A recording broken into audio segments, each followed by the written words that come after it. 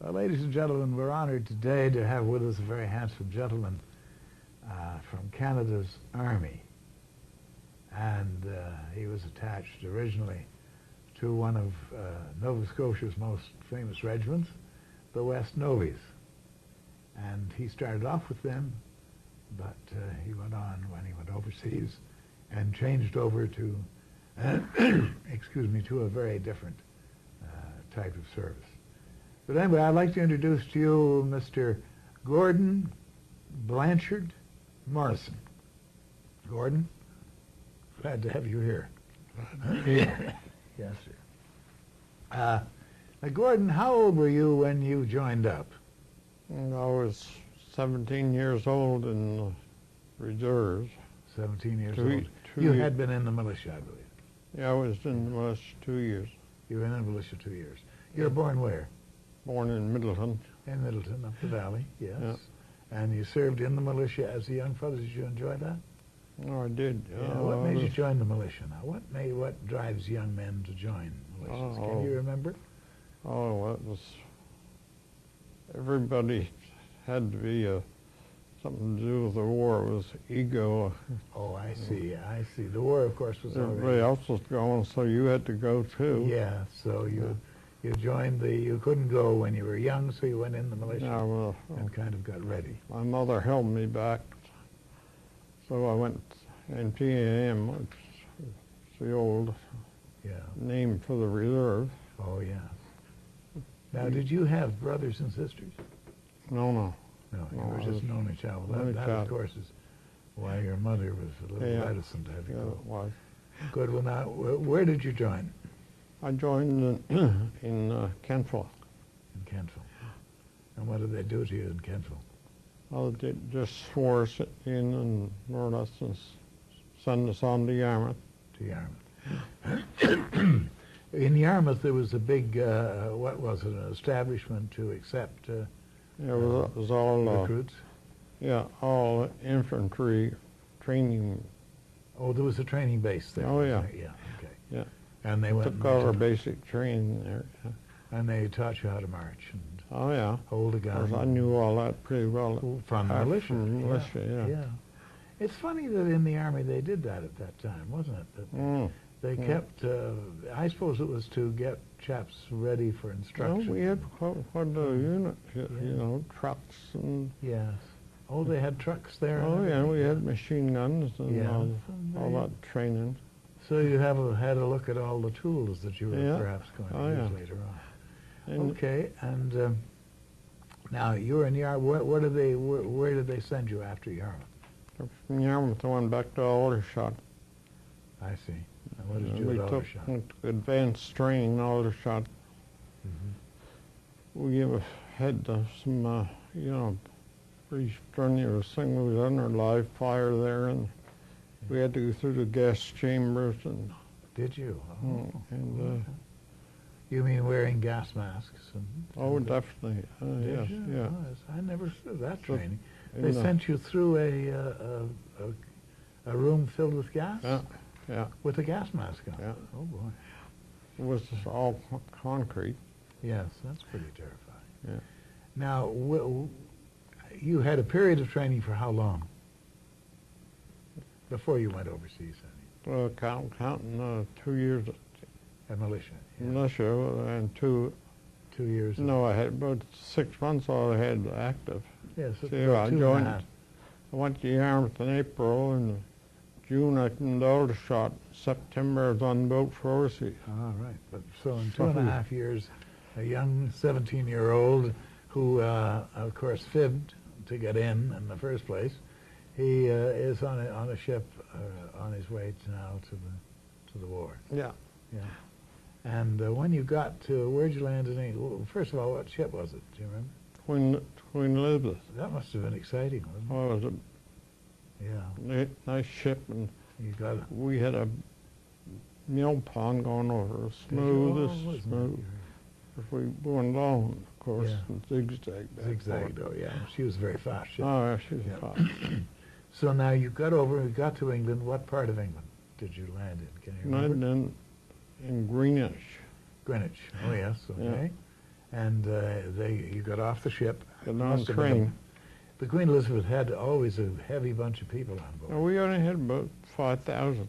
Did you? Yeah. Oh, that wasn't too bad. Of course, And now we slept below deck Yeah. one night and on top deck next Yeah. night. We alternated. Yeah, and now were these all Nova Scotian boys, the 5,000? No, there was a lot of, well, North Shore, New Brunswick Regiment was on board, and Yeah. 2 or 3 other regiments were on board. In fact, I think some of the Picnic Highlanders are probably there too. Mm-hmm. They were all mixed up all across Canada.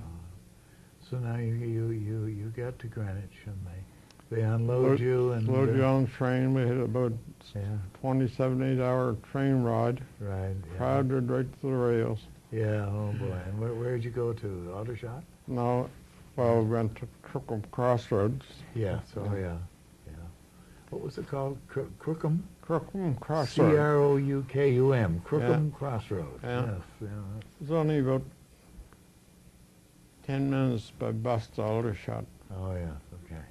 That was our first initiation to England, Aldershot, really. Yeah. That was the nearest town. Yeah, what was your impression of that? I was pretty homesick. I bet you were. And the beer was much different after drinking our own Canadian beer. Yeah. Well, you were apprehensive, weren't you, about what was going to happen to you now? Oh, yes, definitely. Yeah. Definitely. Yeah. Scared to death. Yeah, scared to death, right.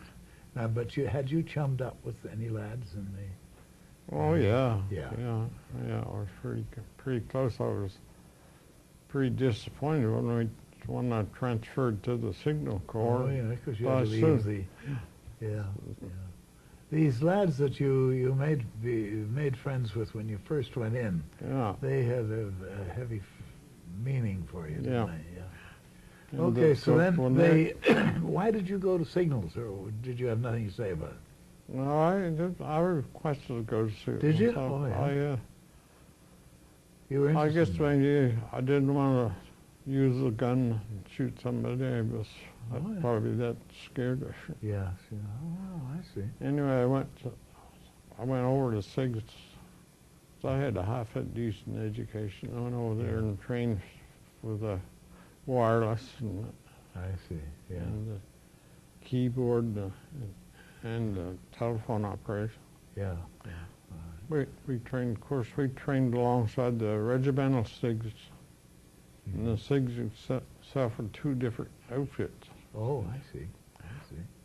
Yeah. And now, this was pretty, you'd have to start to learn this all from scratch, wouldn't you? Oh, yeah. Yeah. How long did that take? We were there, we were in probably 3 to 4 months. 3 or 4 months, okay. And then where'd you go after that? Went down to Leatherhead. Where? Leatherhead. Leatherhead? Yeah. Oh, yeah. What was that, another signal school? Or?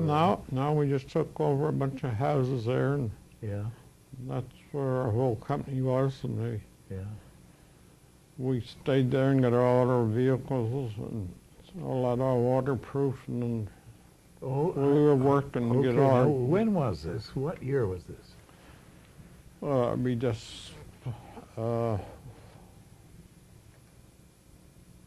April, May of 44. 44. Yeah. Okay, so you were kind of gearing up for the invasion, as Exactly. everybody else was. Yeah. We were moved down to the docks in London before D-Day. Yeah. We were ready to go. Yeah. We spent weeks on the docks before they sent us. Ah, and you had your wireless equipment and everything on your trucks. You get the trucks waterproofed. And we had all our trucks waterproofed. Yeah, now you got them waterproofed, of course, because when you got the other side, we had to, you had to go in the water. The barges, you get off the landing barges, and would be in the water. And most of us had to wait, but I got lucky. Yeah. So now you had to look forward to the invasion. You were going to be part of the invasion. Yeah. Okay. And did that come to pass? Well, we had lots of shellfire. We were 36 hours from London, coming out of London. Yeah. 36 hours going by boat, and we were all in the hole. Were you really? We weren't allowed on top tall. Oh my God. We got a lot of. And this was on the way to France. Yeah. Yeah. We had a lot of fire from spray from planes. You don't remember the ship, the kind of ship, do you? No, I don't. All I know was an old tanker. So. Oh yeah. So they put you on an old tanker in London. What, this whole corps of signal people? Yeah. Yeah. Yeah. With your trucks? Yeah. And everything? And you started off for England. Yeah. You're headed for what, Juno Beach? No, we landed in Bayou. That'd be up ways from Juno Beach. From Juno. We weren't too far from Caen. Yes. Somerville Yeah. rings a bell, and there was another thing there. Well, Caen was a little bit up from Omaha, wasn't it? Oh, yeah. Yeah, a little bit slanted Yeah. off from Omaha. Okay, so now you get there. Did you get there during the invasion or before or when? No, the invasion, and they were pretty well solid when we got there. When you got there, it was pretty well. Yeah. They were on land. They were pretty well dug in, yeah. Yeah. Okay. Good. Yeah. And now, when was your first action that you saw? Well, we didn't see that much action. We were busy setting up our signal station and our telephone operators and so on, getting our line crew lined up. Yeah. Where did you do that? That was right in Bayou. Was it? Right in Bayou. All right. That was our first start. Yes. And what was going to be the purpose of you doing this? You were going to now signal to who and We were what? main communications between headquarters, London, and the whole works. Oh, I see. You were like a middleman between headquarters and the men on the front lines. Yeah. I see. Okay. We got a few anti-personnel bombs in first in France. Did you? Yeah. And we also got rain for 2 weeks steady, and we were swamped. Oh my God. Yeah. The weather's as bad as the firepower against it. Yeah. What about your action now? When did you see action first? Well, most action I got when I landed in France was when I went to Caen to help set up a signal station in Caen. And that surely took a pounding. The worst city, I think, wasn't it? We had more ack in Caen in one night than you'd ever see at any. Yeah. Oh, bless you. Oh, Now, you were at Ben-Sumer? Yes, I was, yeah. And what did you do there? We had a small signal station that set up there. Yeah. But we weren't long there because we were moving pretty fast. Once we got to Caen, we had a couple, killed in Caen in the blockhouse. Did you? There was German planes coming over there trying to get our signal station. They were, what do you call them, because of commies or something? They were death. They fly radians weren't scared of nothing. Oh, wow. So they knew, the Germans knew that you were signals. They knew we had a signal station there, yeah. Okay, now, did you ever get hit by friendly fire? Yeah. The Yanks? Yes, you've got a story of the Yanks. The Yanks, I was on guard duty outside of our blockhouse. It was a German blockhouse that we'd taken over. But the Yanks in North Shore, New Brunswick, that's one of the boys the other day I was asking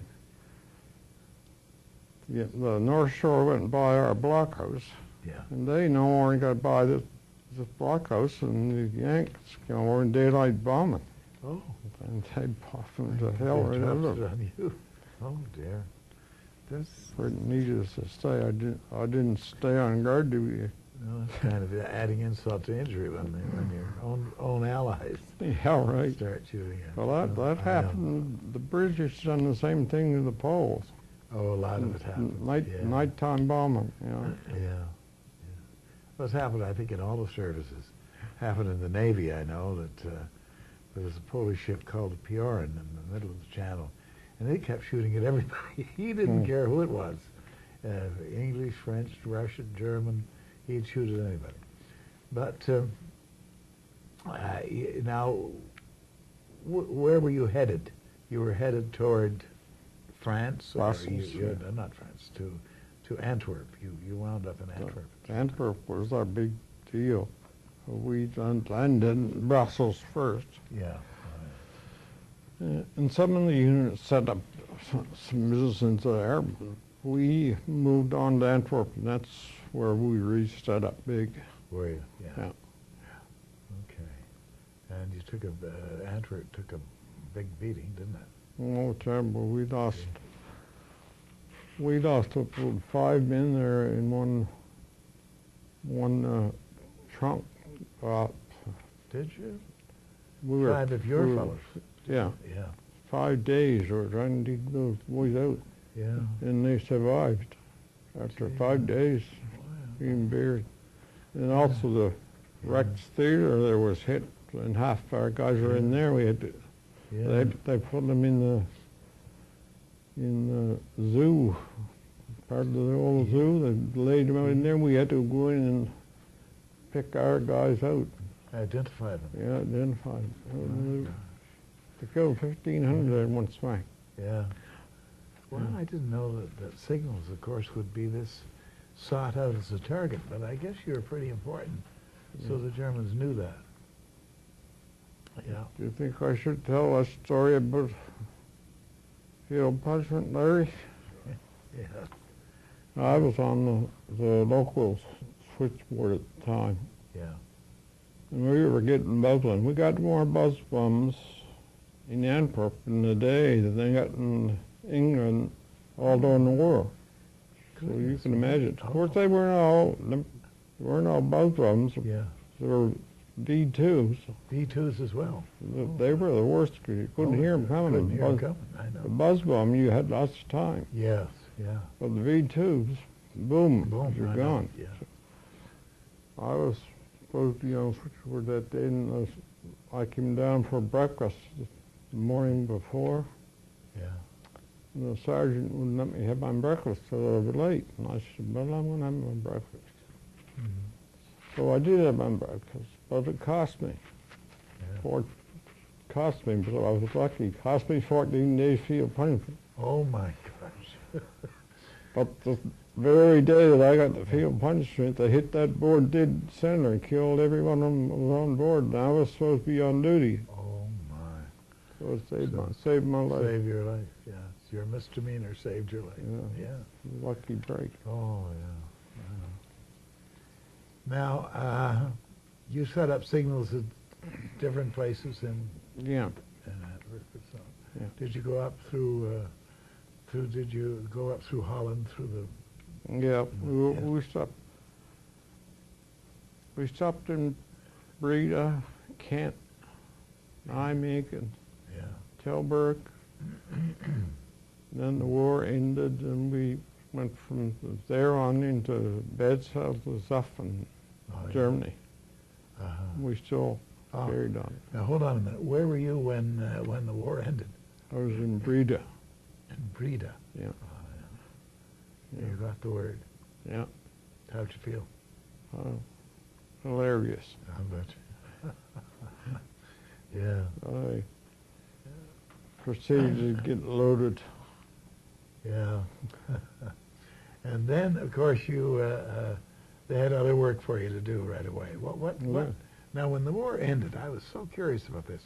What did they say to you after the war ended? Go and what job did they have for you to do immediately? We'd done the same job, so we had to keep the wireless going and keep contact. Yeah, because I suppose they were collecting German prisoners, and they were, dealing with the cleanup. I see. Okay, well now, as soon as the war ended, I imagine, entered your mind, my gosh, I can go home soon. Is that right? The war ended in May, and I never got out of Germany until the 25th of April. Jeez, still doing the same thing. Yeah. Yeah. See, my points weren't very high because I was Yeah. single and Yeah. I didn't have that many points. Well, wow. But I got, Yeah. we left Bed-Stuy on about the 25th of April, 44. Mm-hmm. And I think we landed in Halifax 26th of January, 46. Another troop ship. Yeah, Mauritania. Mauritania this time. Oh, yes. Yeah. Okay. Yeah. We had a rough trip coming back. Did you? It wasn't a mill pond that time. No, sir. Yeah. Another famous ship, though. Yeah.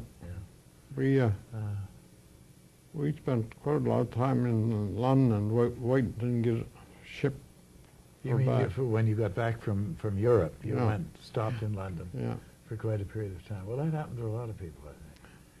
Yeah. I had 2 leaves from France and Belgium. I came back to London and I went to Scotland one trip. Did you? Yeah. Yeah. I guess, the organization must have been just prodigious by somebody when they have all those people over there and they have to get them home and so on. So Yes. there was lots of holdups.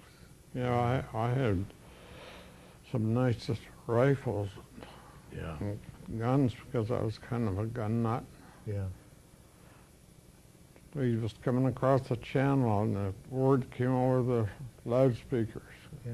Anybody caught with guns will be going back. Oh. I'm telling you, there was some nice guns went overboard. Went overboard, I'll bet you, yeah. Shame. Yeah. But the ones that did dare keep them, nobody said a word. They came right through with it. Yeah. All right, so now you get back to Canada, and where they get you out of the service where? MD6. MD6? Yeah. Where? Halifax. In Halifax. Yeah. And they send you home Yeah. to Middleton. Yeah. What No, do you do? Middleton. No, I was living in Annapolis that time. Were you? Oh. by this I only time. lived in Middleton 5 years. Oh, I see. Okay. And now they get you back home to a night. What do you do then? Well, played around and did not much of anything for 6 months. Yeah. Drank a little beer, got in trouble. Oh, yeah. Well, yeah, you were owed that. You deserved that. So then of course, you're faced with what you're going to do with your life now. Yeah, well, Yeah. I went to veterans training school in Windsor. Took Yeah. carpentry in Windsor. Oh, that's good. Good for Yeah. the boys. And I shopped around. Yeah. Now, were you married? No, We're married at this point, eh? no, Yeah. single. When did you get married? I got married in 1949. Oh my, you held off quite a while. Yeah. Yeah, Yeah. had 2 boys, Did you? Did you? Greg and Dean. Yeah. One's a director of works in Norfolk, the other's a superintendent of the golf course in Calgary. And when did you retire? I retired in 1971. Did you? See, after I got back, I spent months in Camp Hill Hospital. I was shock treatment. Oh, I took really? instant shock treatment for, Now, Gordon, why was that? What was that? Just well, my nerves were a gone. residual, yes, Yeah. a residual. Yeah, your nerves. So many of the boys that happened to. Oh, yeah, I guess in Yeah. Camp Hill there was a part of it. They don't realize the ordeal that their bodies and Yeah. spirits and brains and nerves are going through until they get home and it's all over. I'm sure. It was scary. Yeah. Yeah. Anyway, now you. So you're married. You get married, and I'll make this short. yeah. I married in 49. I divorced in 78, and I remarried in 83. Oh my gosh, that's nice. And what happened then? Where did you move from where you were? Yeah, I worked at New Mines as a meat inspector. Yeah. Oh. And then what? After I retired, I went to Bridgewater for 5 years. I see. And did you wind up in Greenwood, though, didn't you? Yeah, I came from, my doing? mother and father were sick. Ah. So when I was way up there, I figured, well, I better be closer home. So. And what did you do in Greenwood? I didn't do anything. I was retired. You had retired by Yeah. that time. Okay. And what's your wife's name? Sandy. Sandy. Yeah. Okay. And you're having a nice life now? Oh, yeah. Enjoying yourself? Good. Yeah, good. What do? You have hobbies or anything? Oh, I fool around. I made myself a garage. I had to be something trader, and Yeah. I tried to do a little camping, and I beat the ball around a little bit. Oh, on the golf course. On the golf course, yeah. Well, it's quite a career to look back on, don't you think? Oh, yeah, it is. Do you ever do that? Do you ever sit down and think? Oh, "My God"? definitely. Yeah. Get the old books out. Look Yes, at I some of guess the so. pictures. Well, now you brought some material today, and we'll put that in the show, Okay. and it'll go along with your story. And Gordon, I want to thank you for being here today. And I know when somebody asks you to do this, it's as bad as going into battle, isn't it? Well, some of the lads feel that way. oh, yeah, it is. Yeah. But anyway, you have a great career to look back on. Yeah, A very splendid life, and a couple of. I wouldn't miss it for the world, but I wouldn't go again. Okay, well, thank you very much, Gordon. Okay, for being with us thank you, today. Austin. That's a pleasure. Ladies and gentlemen, we have been talking to Mr. Gordon Blanchard Morrison, who had his career in Canada's Armed Forces in the Army. And as you heard, he had quite a career in World War II. And he survived and came home. I want to thank a few people today. I want to thank Mr. Larry Caldwell for he's the producer of this show, and he helps me greatly to get through it. And I want to thank the Royal Canadian Legion, and I want to thank our cable company, Eastlink, for all their cooperation and their great help to us to do these interviews. And these interviews now have been on the air for a little while, and I understand that you people are enjoying them, and I'm very glad. And thank you for watching.